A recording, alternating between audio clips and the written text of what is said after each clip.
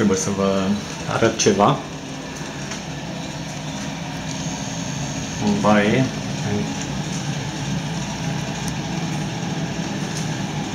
Am găsit acest individ.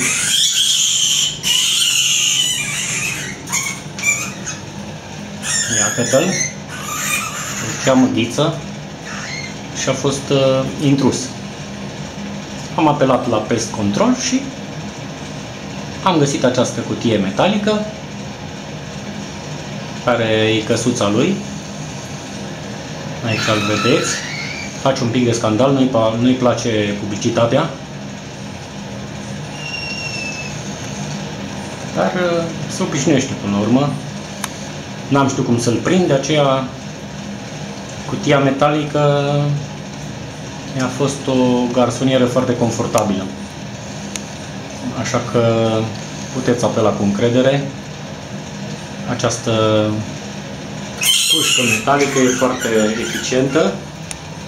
După cum puteți vedea, nu-i place în captivitate, dar până la urmă va trebui să se obișnuiască.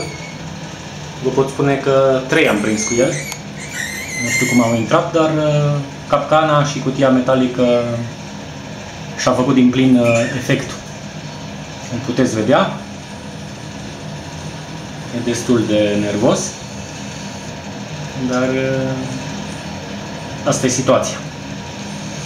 Trebuie să accepte că a intrat nedorit. Puteți să-l auziți ce scandal face. Nu-i place absolut deloc, dar nu are condiții ca la hotel. Dar cred că până la urmă va trebui să se obișnuiască că așa cum a venit va și pleca până la urmă. Cam asta a fost, așa că o să-l iau și o să mă scap de el, așa cum sper să vă scăpați și dumneavoastră.